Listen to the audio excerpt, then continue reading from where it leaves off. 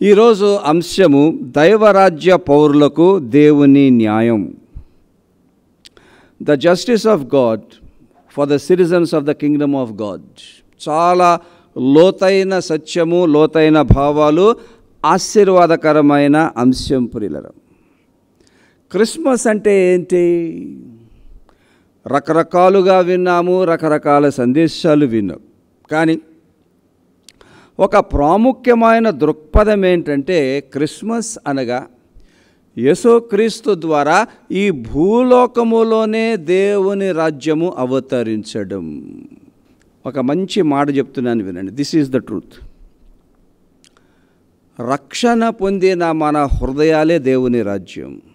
ఇహలోక దైవరాజ్యములో ఉన్న ఆశీర్వాదాలన్నీ మాట మీరండి. యేసు ప్రభు మన హృదయాలు ఎంత పరిపాలిస్తారో అంత వస్తాయి. క్రిస్మస్ కాలంలో మరొకసారి సమర్పించుకుందాం. యేసయ్యా, ఇదిగో నా హృదయం, నువ్వు ఏలు అని చెబుదాం ప్రియులరు. మన హృదయాలను యేసు ప్రభు ఎంత రూల్ చేస్తారో వినండి. ఆయన మన జీవితాలకు అంత న్యాయాన్ని అందిస్తారు. ముందుకెళ్దాం ప్రియులరా. మరి ఏ రంగాల్లో న్యాయం చేస్తారు? నేను 3 రంగాలు చూపిస్తాను మీకు, ఎప్పుడు చెప్పినట్టే. నంబర్ 1, యేసుక్రీస్తు అణగద్రొక్కబడిన వారికి న్యాయము తీర్చును. ఓల్డ్ టెస్ట్మెంట్లో యెహోవా దేవుడు ఎంతో చేశాడు. కానీ యేసుక్రీస్తునందు అవతరించి దైవరాజ్యములో చేరిన మనకు, దైవరాజ్య పౌరులకు యేసు ప్రభు ఈజ్ కమిటెడ్. నా బిడలు ఏ రంగాల్లో అణగద్రొక్కబడుతున్నా, ఈ లోక పరిస్థితులను బట్టి, పడిపోయిన ప్రపంచాన్ని బట్టి, ఆ అడగద్రొక్కబడిన స్థితిలోని నేను లేపుతాను, వాళ్ళని విడుదల చేస్తాను, నేను ఆశీర్వదిస్తాను, వారికి విడుదల నేను ఇస్తాను. ఎంత గొప్ప ఆశీర్వాదం అండి. దైవరాజ్య పౌరులకు దేవుని న్యాయం. నంబర్ 2, యేసుక్రీస్తు శ్రమలో ఉన్న వారికి న్యాయము తీర్చును. కీర్తనలు 72, 2వ వచనం. నీతిని బట్టి నీ ప్రజలకును, న్యాయ విధులను బట్టి శ్రమ నొందిన నీ వారికి అతడు న్యాయము తీర్చును. న్యాయ విధులను బట్టి అంటే న్యాయ బాధ్యతలను బట్టి, న్యాయ పనులను బట్టి, న్యాయ కర్తవ్యాలను బట్టి శ్రమనందు వారికి ఆయన న్యాయము తీర్చును. వండర్ఫుల్. ఓల్డ్ టెస్టిమెంట్, సొలొమోను కీర్తన. Bring it to the new testament. Christocentric preaching తెద్దాం, కింగ్డమ్ ఆఫ్ గాడ్కి అన్వయిద్దాం. యేసుక్రీస్తునందు ఈ ప్రవచనము ఎంత అద్భుతముగా నెరవేరిందండి. ఈ భూలోకములో యేసు ప్రభువు తన దైవరాజ్యాన్ని స్థాపించి, ఆ దైవరాజ్య పౌరులుగా ఉంటున్న, ఆనాడు ఉంటున్న వారికి, నేటికి ఉంటున్న వారికి, శ్రమల్లో ఉన్న వారికి ఎంత అద్భుతమైన న్యాయం చేశారండి. యేసు ప్రభు ప్రణాళిక వినండి ప్రియులరా. లూకా 4:18, నలిగిన వారిని విడిపించుటకు. రకరకాల శ్రమల్లో నలిగిపోతున్నవారు, ఒకవైపు యూదా ప్రజలు, మరోవైపు అన్యులు. భయంకరమైన శ్రమల్లో ఉన్న వారిని యేసు ప్రభు ఎంత అద్భుతంగా విడుదల చేశారు. శారీరకంగా 12 సంవత్సరాలు రక్తస్రావం అంటే లూజింగ్ లైఫ్, న్యాయం చేసి ఎంత అద్భుతంగా స్వస్థపరిచారు. శారీరకంగా గుడ్డివారేంటి, కుంటివారేంటి, చెవిటివారేంటి, చివరికి చనిపోయిన వారిని కూడా ఆయన తిరిగి లేపారు. ఆ తర్వాత మానసిక శ్రమల్లో నుండి ఎంత విడుదల చేశారండి. Emotional pain and suffering. ఒకటి నాకు గుర్తుకొస్తున్నది, వ్యభిచారమందు పట్టబడ్డ స్త్రీని యూదులంతా పెద్ద పెద్ద రాళ్ళు పట్టుకున్నారు. రాళ్ళిచ్చి కొట్టేసేయాలి, తల పగలగొట్టాలి రాళ్లతోటి. ఆ మనిషి పరిస్థితి ఆలోచన చేశారా? ఇంకా కొన్ని క్షణాలకి భయంకరమైన రాళ్ళు వచ్చి నా తల పగలగొడతాయంటే ఆమె ఏమైపోవాలి?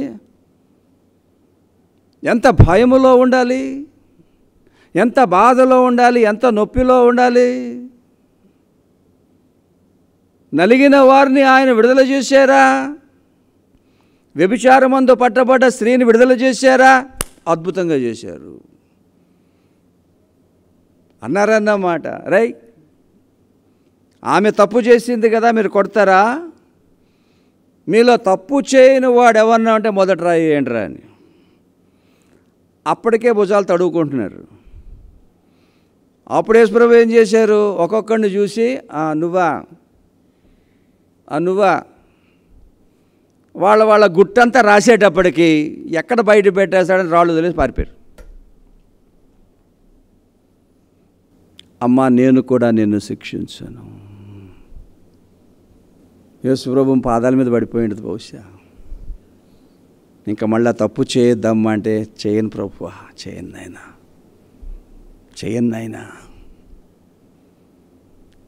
నలిగిన వారిని అంత అద్భుతంగా విడుదల చేశారండి. ఈ మాట మీరు వినండి. బైబిల్లో దేవుని ప్రత్యక్షీకరణ అంటే the revolution of God is progressive. పాత నిబంధనలో ఇంతవరకు యెహోవా దేవుడు బయలుపరుచుకున్నాడు. యేసుక్రీస్తునందు ఇంకా ఎక్కువ బయలుపరుచుకున్నాడు. పాత నిబంధనలో ఉన్న యేసుక్రీస్తుకు, 4 సువార్తల్లో ఉన్న యేసుక్రీస్తుకు కొంచెము తేడా ఉన్నది. 4 సువార్తల్లో యేసు ప్రభు తన్ను తాను ఇంకా అత్యున్నతముగా ప్రత్యక్షపరుచుకున్నారు. ఎలాగట?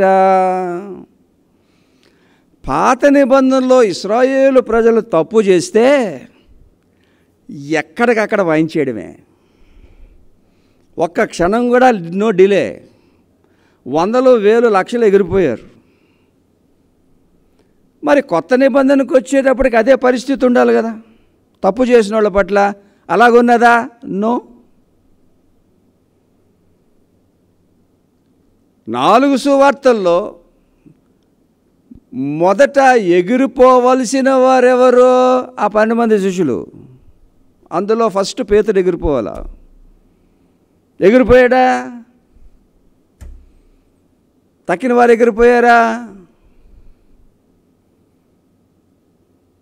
మరి అక్కడున్న క్రీస్తుకు ఇక్కడున్న క్రీస్తుకు తేడా లేదా? ఏ క్రీస్తుని బోధిద్దాం?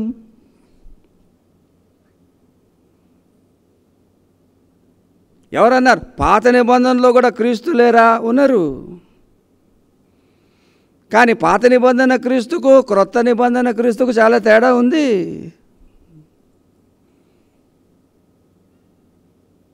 కొత్త నిబంధన క్రీస్తు ఎవరు? ఆయన కృపగలిగిన క్రీస్తు, సాత్వికుడు, క్షమించేవాడు, దీర్ఘశాంతము కలిగినవాడు. ఎన్నిసార్లు ఈ 12 మంది శిష్యులు కూడా అన్ని వేషాలు వేస్తూనే, ప్రభువా ఇదిగో వాళ్ళు మనల్ని ఇలాగ వ్యతిరేకిస్తున్నారు, అలా వ్యతిరేకిస్తున్నారు, కురిపించే అగ్ని, ఎన్నెన్ని సజెషన్స్ ఇచ్చారు. చేయకూడదురా మనం అలాగా. పాత నిబంధనలు ఏముంది? నీ శత్రువును ద్వేషించమని ఉంది. కానీ నేను చెప్పినదేమనగా నువ్వు శత్రువుని ప్రేమించు. మారిపోయిందా? That's why come to Jesus, come to 4 Gospels, come to the gospel of the kingdom of God. ప్రియులారా, ఎన్నెన్ని రకాలుగా స్పిరిచువల్గా కూడా యేసు ప్రభు ఎంత విడుదల చేశారు. నికోదేమన్న పరిచయుడు ఉన్నాడు, వాడు యూదా మతాన్ని పాటిస్తున్నాడు, కానీ ఆత్మలో నెమ్మది లేదు, రక్షణ లేదు. నిలదీసి అడిగేశారంటే, నికోదేము నువ్వు క్రొత్తగా జన్మించితేనే కానీ దేవుని రాజ్యంలో నువ్వు ప్రవేశించు. ప్రభువా చెప్పునైనా నిజంగా నికోదేము క్రొత్త జన్మ అనుభవం కలిగి ఉన్నాడు. ఎంత అద్భుతముగా ఆధ్యాత్మికంగా కూడా భయంకరమైన శ్రమలో ఉన్న నికోదేమును యేసు ప్రభు ఎంత అద్భుతముగా విడుదల చేశారు. ప్రియులారా, రక్షణ జీవితంలో చాలా ఉన్నతంగా ఎదిగాం, చాలా బ్లెస్సింగ్స్ ఉన్నాయి. కానీ in every life there is some sort of suffering, either physical, emotional or spiritual. ఏదో బాధ పెడుతున్నది, ఏదో నొప్పి కలిగిస్తూ ఉన్నది, ఏదో కృంగదీస్తూ ఉన్నది, ఏదో నిరుత్సాహపరుస్తూ ఉన్నది. నిన్న నేడు రేపు ఏకరీతిగా ఉన్న యేసు ప్రభు ఆయన న్యాయాన్ని చేసేవారు. నా రాజ్యములో నా ప్రజలు శ్రమల్లో ఉంటే నేను న్యాయం చేయనా? వారిని నేను విడుదల చేయనా? చేస్తాను. నాకంటూ ఒక ప్రత్యేకమైన ఆధిక్యత ఉన్నది. ఏంటి ఆధిక్యత? నా సిలువలో నేను చేసిన పాప ప్రాయశ్చిత్తమే. ఇంతకీ ఆ సిలువలో నేను చేసింది ఏంటి? శ్రమ నుండి విడుదల చేసే ఆధిక్యత నాకెక్కడిది? మత్తయి సువార్త 20వ అధ్యాయము 28వ వచనం. అలాగే మనుష్య కుమారుడు పరిచారము చేయించుకున్నకు రాలేదు, కానీ పరిచారము చేయుటకును అనేకులకు ప్రతిగా విమోచన క్రయధనముగా తన ప్రాణం నిచ్చుటకును వచ్చినని చెప్పాను. ఎంత బ్యూటిఫుల్ వర్స్ అండి అది. అటోన్మెంట్లో ర్యాన్సమ్ థియరీ. యేసు ప్రభు సిలువలో చేసిన పాప ప్రాయశ్చిత్తము ద్వారా మనము చేసిన పాపానికి వెల చెల్లించి, శిక్ష భరించి, పూర్తిగా భరించి, ఆ పాపము అన్న శిక్ష నుండి విడుదల. ఎప్పుడైతే ఆ విడుదల వచ్చేసిందో ఆ పాపము ద్వారా వచ్చే శ్రమల నుండి కూడా విడుదలే. Jesus is still very powerful. He still releases. అదొక అనారోగ్యం కావచ్చు, ఒక బాధ కావచ్చు, ఒక దుఃఖం కావచ్చు, ఒక నష్టం కావచ్చు, ఒక కష్టం కావచ్చు, వాట్ ఎవర్ ఇట్ ఈస్. ప్రార్థన చేద్దాం ప్రియులారా.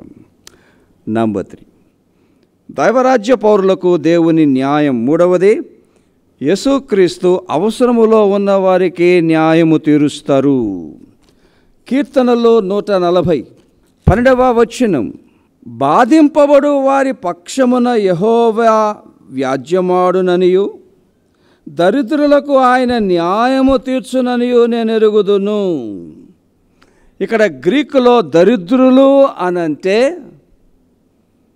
పేదవారు. దరిద్రులు అంటే అక్కరలో ఉన్నవారు, అవసరములో ఉన్నవారు. నైస్.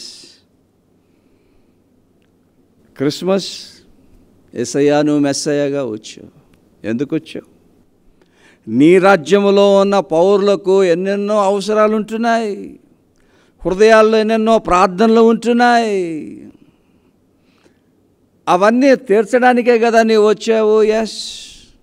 మన జీవితాల్లో ప్రియులరు ఎన్నెన్ని అవసరాలు తీర్చారు. ఆనాడు యేసు ప్రభు 3.5 సంవత్సరాలు సేవ చేసినప్పుడు ఆయన జీవితకాలం అంతా ఆయనకు ఒక మంచి పేరుందండి, సఫరింగ్ సర్వెంట్. లోకములు ఎవరికి లేదు ఈ పేరు, సఫరింగ్ సర్వెంట్.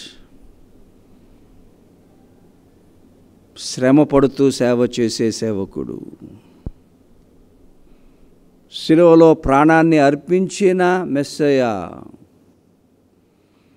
సుఖములో సేవ చేయొచ్చు, కానీ శ్రమలో సేవ చేయొచ్చా? Jesus is the model. మీకు సంగతి తెలుసా? యేసు ప్రభు ఈ లోకములో బ్రతికినప్పుడు తన్ను తాను సమస్తము ఉపేక్షించుకొని బ్రతికారండి. అన్నీ వదులుకున్నారు. ఆయనకంటే ఒక ఇల్లు కూడా లేదు. ఎందుకు?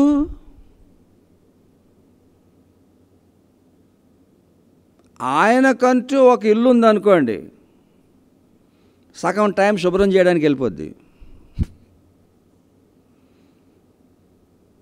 ఫ్యామిలీ ఉందనుకోండి, సగం టైం పిల్లలకి వెళ్ళిపోద్ది. I want nothing. ఎందుకు? నాకున్న టైం అంతా కూడా సేవ కోసం. దివారాత్రులు మేము సేవ చేయడానికే. I'm the suffering servant. ఎంత ఉపేక్ష చేసుకున్నారు అనంటే తన తలాంతులు, తన టైము,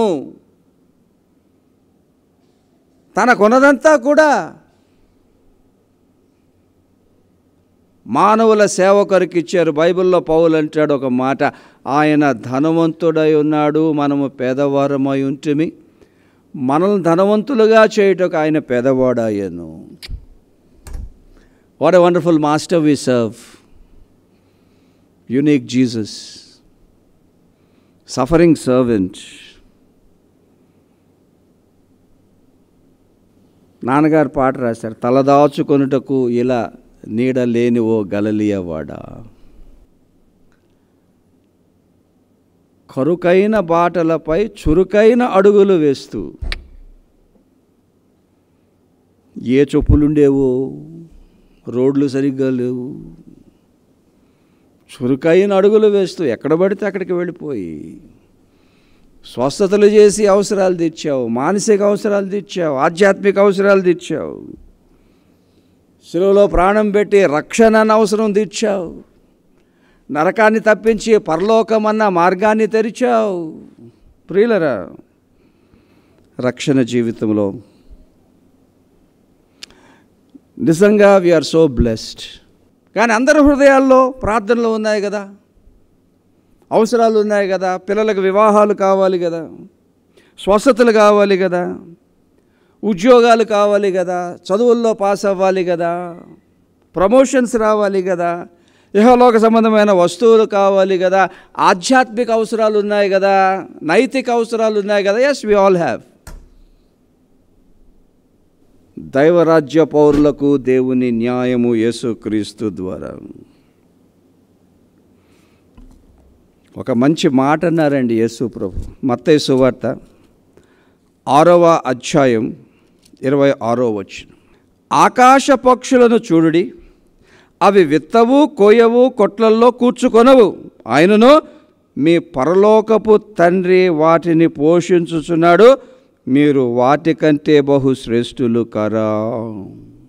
ఏ పిట్టయినా మార్నింగ్ లెగ్గానే ఒక 5 నిమిషాలు ఆలోచన చేసి రోజు గింజలు దొరుకుతాయో లేదో, తింటానో లేదో, ఆకలితో చచ్చిపోతానేమో అని చింతపడుతుందా? ఎగిరేస్తుంది అంతే. పరమ తండ్రి అన్నీ ఇచ్చేస్తారు. వారికంటే మీరు శ్రేష్ఠులు కారా దైవరాజ్య పౌరులు, రక్షణ పొందిన వారు, నా బిడ్డలు? పక్షుల అవసరాలు పరమ తండ్రి తీరుస్తున్నప్పుడు దైవరాజ్యములో నా బిడ్డల అవసరాలు తీర్చరా? Yes, he will. ప్రియులరా, ప్రార్థన చేద్దాం. కానీ చివరిలో I'm going to give you something very very important. ఇది మనసులో పెట్టుకోండి. దైవరాజ్యములో యేసు ప్రభు మనకెప్పుడు ఈ 3 రంగాల్లో న్యాయం చేస్తారు.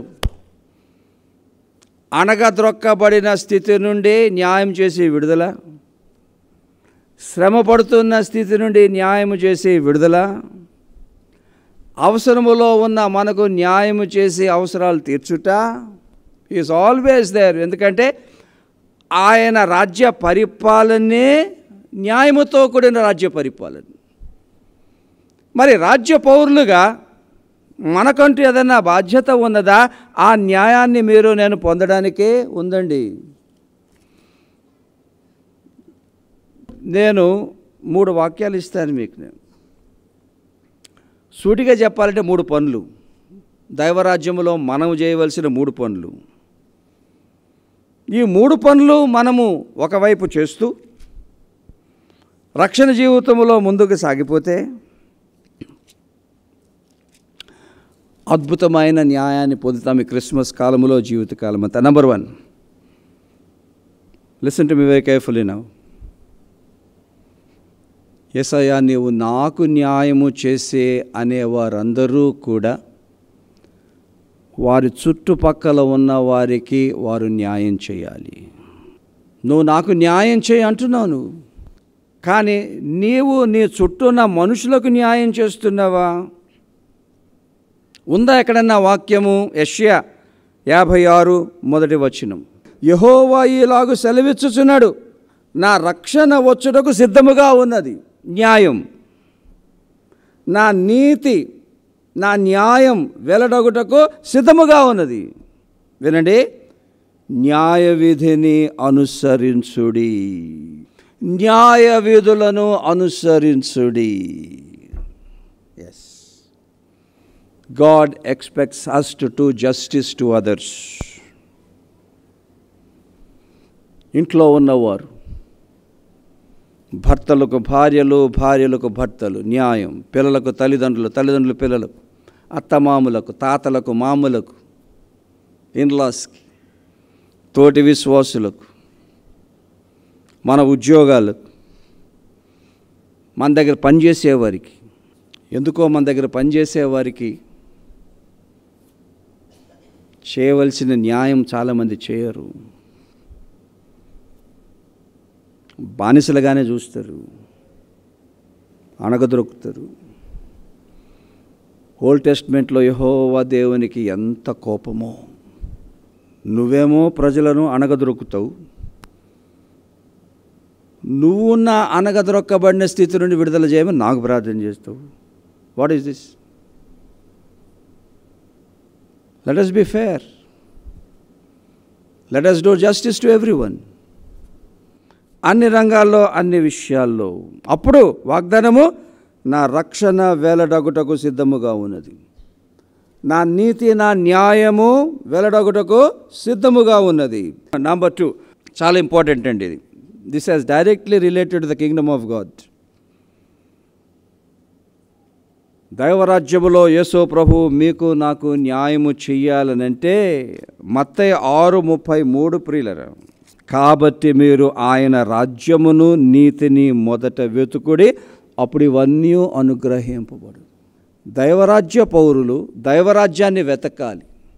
దైవరాజ్య పౌరులు దైవరాజ్యంలో ఉన్న నీతిని వెతకాలి, అనుసరించాలి.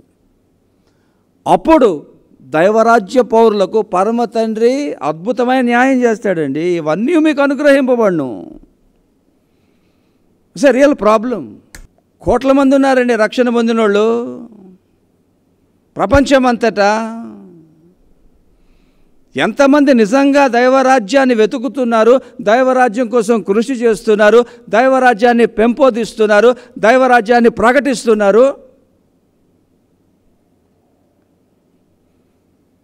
లేకపోతే ఎవరి పనుల్లో వారే నిమగ్నమై ఉన్నారా? Are we concerned about the kingdom of God? But it's a condition. First మీరు మొదట దేవుని రాజ్యాన్ని వెతకాలి, దాని కొరకు పాటుపడండి, దాన్ని విస్తరింపచేయండి. అది విస్తరించుటకు మీ తలాంతులు ఇవ్వండి, మీ సమయాన్ని ఇవ్వండి, మీ డబ్బు ఇవ్వండి. మీ అంతటా మీరే కృషి చేయండి, చేతులు కలపండి. ఆ తర్వాత దైవరాజ్య నీతిని 4 సువార్తల్లో యేసుప్రభు బోధించిన ఆజ్ఞలు జీవితకాలం అంతా నెరవేర్చుటకు అభ్యాసము చేయండి. అప్పుడు మీకేం కావాలో పరమ తండ్రి అనుగ్రహిస్తారు. నంబర్ 3, దైవరాజ్యములో యేసు ప్రభు న్యాయము కోసం మీరు నేను ఎడతెగక ప్రార్థన చేయమన్నారు. లూకా సువార్త 18:7-8 మీరు చూస్తే అక్కడ ఒక అద్భుతమైన ఉపమానం చెప్పారు. మీరు విసుకక నిత్యం ప్రార్థన చేయండి. వినాలి చాలా జాగ్రత్తగా. ఒక విధవరాలు వచ్చింది. ఒక అన్యాయస్తుడైన న్యాయాధిపతి, ఈడెవడండి ఇలాగున్నాడు? న్యాయాధిపతి అంటే న్యాయం చేయాలి కదా, వీడు రివర్స్ ఉన్నాడేంటి? వీడు అన్యాయం చేసే న్యాయాధిపతి, వీడు అలాగున్నారు. న్యాయం చేయమంది, వెళ్ళమ్మా వెళ్ళమ్మా అని. కానీ పట్టుబట్టిందే విసుకక, అడిగిందే అడిగి న్యాయం చేయి న్యాయం చేయి న్యాయం చేయి న్యాయం చేయి అంటే బుర్ర తినేసింది. ఇంకా ఆఖడికి విసుకొచ్చింది వాడికి. వీడికి న్యాయం చేయకపోతే నా ఉన్న బుర్ర కూడా పోద్ది. చెప్పమ్మా ఏం చేయాలి? చేస్తాను పో, న్యాయం చేసేసాడు. అప్పుడు అంటారనమాట యేసుప్రభు, మీరు విసుకక నిత్యం ప్రార్థన చేసినప్పుడు అన్యాయస్తుడైన న్యాయాధిపతే న్యాయం చేస్తే న్యాయానికే కారకుడైన మీ పరమ తండ్రి మీకు న్యాయం చేయడా? కానీ విసుకక ప్రార్థన చేయండి, వదలకండి, పట్టు వదలకండి. ప్రభువా, అణగద్రోకబడుతున్న స్థితిని విడుదల చేయాలంటే యు మస్ట్ డూ ఇట్. నా శ్రమల నుండి విడుదల చేయాలి, నేను గోజాడుతా. నా జీవితంలో నా అవసరాలు ఉన్నాయి, నాకు కావాలి, ఇది అందరికీ ఇస్తున్నా, నాకు కూడా ఇవ్వాలి. విసుగక నిత్యం ప్రార్థన చేద్దాం, ప్రభు ఇస్తారు. ప్రియులారా, ఈ క్రిస్మస్ కాలంలో మీరు నేను దైవరాజ్య పౌరులకు యేసుక్రీస్తు న్యాయం, హీ విల్ డూ ఇట్. నిలబడతారా? ప్రార్థన చేసుకుందాం. ఎంత గొప్ప రక్షణ ఇచ్చావయ్యా, మరొక క్రిస్మస్ సీజన్లో ప్రవేశపెట్టావు. క్రిస్మస్ అనగా నీ రాజ్యము ఈ లోకములో అవతరించుట, మా జీవితాలే నీ రాజ్యం, మా హృదయాలే నీ రాజ్యం. ఈ క్రిస్మస్ కాలమంతా యేసయ్యా మా హృదయాలు నీకు అప్పజెప్పుతున్నామనైనా సమర్పించుకుంటున్నాం ప్రభువా. పశ్చాత్తాపముతో వాటిని మీరు ఏలండి. మా హృదయాల్లో నీవు ఏది కోరుకుంటున్నావో అది చెయ్యండి తండ్రి, నీ పరిశుద్ధాత్మ ద్వారా. దైవరాజ్యములో నీ న్యాయాన్ని మాకు గుర్తు చేసావయ్యా, మాకు అదే కావాలి తండ్రి. ఎవరైతే ప్రభువా అణగద్రొక్కబడుతున్న స్థితిలో ఉన్నారో నీ శిలువ శక్తిని ఈ క్షణమే విడుదల చేయమని ప్రార్థన చేస్తున్నాం. శారీరక అప్రెషన్ నుండి విడుదల చేయండి, మానసిక అప్రెషన్ నుండి విడుదల చేయండి, ఆధ్యాత్మిక అప్రెషన్ నుండి విడుదల చేయమని ప్రార్థన చేస్తున్నాం. మనసుకు నెమ్మదినివ్వండి, శరీరానికి నెమ్మదినివ్వండి, ఆత్మకు నెమ్మదినివ్వండి, విడుదల చేయండి అయ్యా. ప్రశాంతతనివ్వండి తండ్రి, మనసుకు ఊరటను దయచేయండి అయ్యా. ఎవరు ఏ శారీరక మానసిక ఆధ్యాత్మిక శ్రమలో ఉన్నారో నీ శిలువ శక్తిని బట్టి ఈ క్షణమే విడుదల చేయమని ప్రార్థన చేస్తున్నానయ్యా. నీ శిలువ శక్తిని విడుదల చేస్తున్నాను ప్రభువా. ఆ రకంగానైనా క్రిస్మస్ కాలంలో సహితము ఎన్నో అవసరాలు ఉంటున్నాయి ప్రభు. నీ స్వస్థత కావాలి తండ్రి, నీ దీవెనలు కావాలి ప్రభువా. మా హృదయాల్లో ఉన్న ప్రార్థనలకు జవాబులు కావాలి తండ్రి. నీ కృపను బట్టి అనుగ్రహించండి. నీ రాజ్య పౌరులుగా మేము జీవిస్తామని వాగ్దానము చేస్తున్నాము నైనా. మేమెవరికి అన్యాయం చేయం ప్రభు, అందరికీ న్యాయమే చేస్తాం. జీవితకాలం అంతా నీ రాజ్యాన్ని, నీ నీతినే వెతుకుతాం తండ్రి, సహాయము చేయండి. నీ న్యాయము కొరకు ప్రభువా మేము ఎడతెగక నిత్యము ప్రార్థన చేస్తామయ్యా. అతి త్వరలోనే నైనా నీవు జోక్యము చేసుకొని అన్ని రంగాల్లో నీ న్యాయాన్ని విడుదల చేసి అన్ని రంగాల్లో సమృద్ధిగా ఆశీర్వదించమని ఈ సందేశము ద్వారా ప్రత్యేకంగా మాకంటూ ఒక మంచి విడుదల దయచేసి దీవించమని ఈ ప్రార్థన మా ప్రభు అయిన యేసుక్రీస్తు పేరట అడుగుతున్నాము తండ్రి, ఆమేన్. ప్రియులారా, ఇంతవరకు నేను మీకు అందించిన వాక్యము ఆశీర్వాదకరంగా ఉండేదని నమ్ముతున్నాను. ఈ కార్యక్రమాల కొరకు మీరు తప్పకుండా ప్రార్థన చేయండి.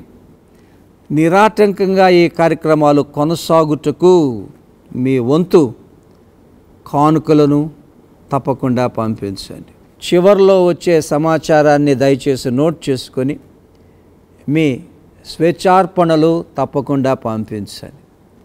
ఎవరైనా ఒక కార్యక్రమాన్ని స్పాన్సర్ చేయాలన్నా కూడా అక్కడ కింద వస్తున్న సమాచారానికి మీరు ఫోన్ చేసి ఏ రకంగా చేయగలరో కూడా చేయాలని కోరుతూ ఉన్నాను.